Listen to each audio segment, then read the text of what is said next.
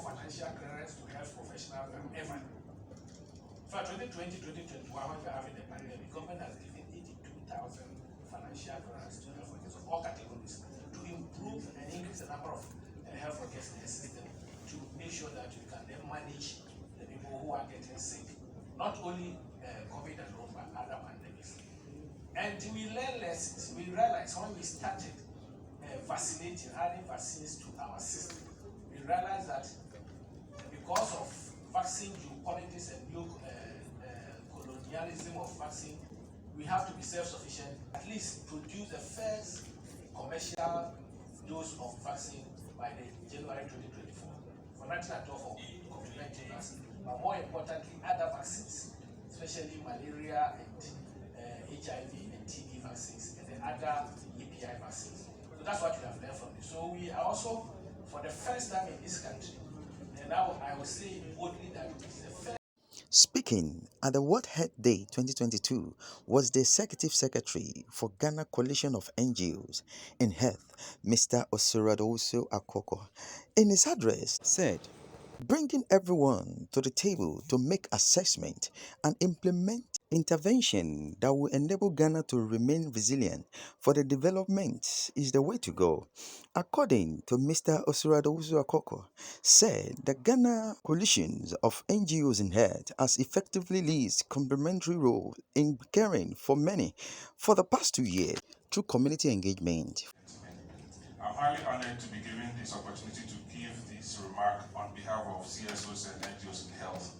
We are happy and glad for the esteemed collaboration and partnership with key partners in the health sector in mitigating against the health challenges, most especially with COVID-19 pandemic era for the past 2 years. We acknowledge with sincerity and joy the efforts and good work of all stakeholders so far in the fight against COVID-19. 2 years, that's 2 years of COVID-19 management in Ghana. That's lessons and intervention towards a better Ghana. It's a timely call, and there would have been no better team than this in the post-pandemic season, where the economy worldwide is challenged with resources.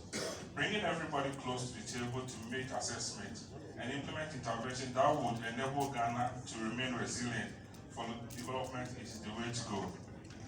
This team is in its rightful place and time and aside needed for the attainment towards Ghana universal health coverage by 2030.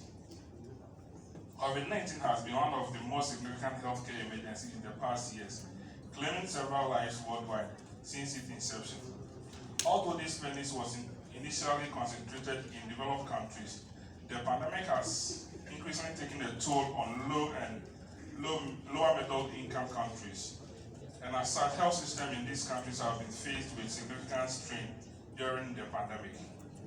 In response to COVID-19, country leaders and program implementers have worked diligently to balance the need to direct attention and resources to the pandemic response with the need to maintain the delivery of other essential health services to preserve the hard-earned gains in health outcome and prevent death and injuries from non-COVID-19 causes.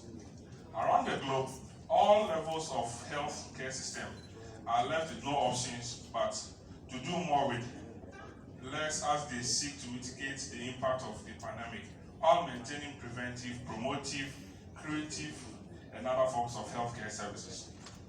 The COVID-19 crisis has also shown the urgent need for more effective population-based services as well as personal care.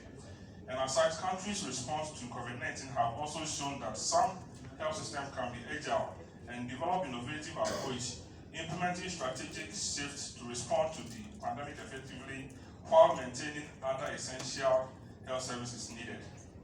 The Ghana Coalition of NGOs in Health has effectively played complementary role in curbing the menace owing to COVID-19 for the past 2 years through community engagement and risk communication to avert community challenges. These efforts span from mapping and georeferencing all the COVID-19 hotspots across the country since March 2020. This effort include conducting surveys to ascertain the citizens' understanding and preparedness before the introduction of COVID-19 vaccine in March 2021, releasing statements engaging the Ministry of Health as well as Ghana Health Service and other relevant stakeholders. Awareness creation, sensitization, and community engagement are the interventions, just to mention a few. I would like to take this opportunity to pat the shoulders of the President and the Presidential Advisor on Health, that's Dr. Isiansari, the Minister of Health, the DG for Ghana Health Service, development partners, and other stakeholders for the past 2 years in bringing COVID-19 under control. Some of the efforts worth commending include, but not limited to, the following. That is the periodic updates by the President, His Excellency Nana Akufo-Addo, as you popularly know, the Fellow Ghanaian series. The establishment of the task force and collaborators, preparedness and early detection strategies like the use of contact tracing, isolation, testing and treatment, just to mention a few. The constant review of the protocols, the availability of vaccine deployment plan and the excellent deployment in phases. The regular establishment, engagement with the press by the Presidential Advisor, the DG for Ghana Health Service, the Director of Public Health, the Program Manager for EPI Ghana Health Service, as well as the establishment of cold facilities to adequately cater for the multiple vaccines with the required temperature, are all commendable. However, to cross the hurdle of vaccine hesitancy, there still remains some areas we believe a critical look should be taken at, and these are the following. The delay in release of information and data to support decision making, delay in releasing of information to counter rumors, low education on vaccine formulation and safety in the communities, inadequate messages for people who have no formal education, inadequate messages. Furthermore, it commended government for the constant review of the protocols and availability of vaccines and excellent deployment in phases. He also urged the religious leaders in Ghana to always take an advantage of their leadership to educate the general public on the importance of COVID-19 vaccines. Engagement with religious leaders. And with here, I must say, religious leaders are not only Christian Council, the Muslim Mission, Pentecostal, Charismatic, the Catholic Bishop Conference. But then we must consider broadening the engagement to encapsulate the fetish priest and the African traditional society. As we all know, people also go there for soothsaying, people also believe in them. So once we see them and recognize them as stakeholders in the religious and traditional leader setting, it will go a long way to help with respect to the vaccine hesitancy. The Ghana Coalition of NGOs humbly does make the following recommendation. Roll out interpersonal communication interventions to target district-specific hesitancy concerns other than the holistic approach. There should be provision of adequate and reliable medical and scientific information on vaccine safety, as well as intensify research on localized vaccine formulation and manufacturing to increase trust in vaccine acceptability. And the last but not the least, improve capacity of civil society actors and communicators in vaccine literacy to effectively engage their citizens. The recent easing of the COVID-19 safety protocol, as announced by the President, calls for a continuous collaborative effort of all stakeholders to overcome the burden of vaccine hesitancy through intensification of risk communication on COVID-19 and the need for the majority of eligible Ghanaians to be fully vaccinated. By so doing, the Ghana Coalition of NGOs in Health is poised to deploy 80 NGOs across the country with 400 volunteers and 40 queen mothers as champions to support routine immunization and COVID-19 vaccine hesitancy in 80 districts. Through the CSO interventions under the Program Support Rationale and the COVID-19 Vaccine Delivery Support Facility from Gavi. This would enable Ghanaians attain herd immunity, and we all can continue our daily routine businesses throughout, and there wouldn't be much of a challenge. And with this as a growing concern of CSOs, I humbly would like to use this opportunity to draw the attention of all to the emerging causes of non-communicable disease, HIV, TB, teenage pregnancy, and road accident, which are keenly competing with COVID-19 in our country. This notwithstanding, we still have a huge infrastructural deficit in responding to comprehensive care at all levels.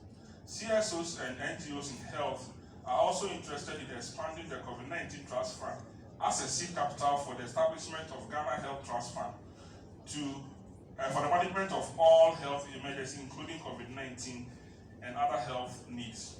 The time is now for us to get the the Ghana Health Trust Fund established and grow it domestically to address our health needs. According to the Presidential Advisor on Health, Dr. Anthony Nsiasari, in his interview said the Parliament will embark on the passage of National Vaccine Institute, which will become an institute that will facilitate markets in order to work with the FDA in the regulation. We have what we call the National Vaccine Institute, which is going through the processes to be passed as Act of Parliament, so that it will become an institute which will facilitate, coordinate, market, do the work together of FDA to do the regulation, and then do also the human capital development, technology transfer, all be done through that National Vaccine Institute. National Vaccine Institute is not going to produce the drugs themselves. The drugs will be produced through the private sector. So a lot of private sector will join the DEK and then do all this. But for the time being, we are starting with DEK. We'll start construction after what he said of the center in September. And hopefully by September, the following by July, by September next year, they will have finished and will be 2024, the first commercial launch will come out. So 25 million was Seed money. It was in the mid-year review budget. And Also speaking at the event was the team leader developed Health GIZ Ghana. Dr. Hojateo stated that producing vaccine demands for a strong weapon, which skills development, capacity development efforts in order to collectively achieve this goal. never forget, if you want to produce vaccines, you need a strong workforce. So therefore, skills development, capacity development is key, and therefore we have all worked together and to achieve this goal. Thank you.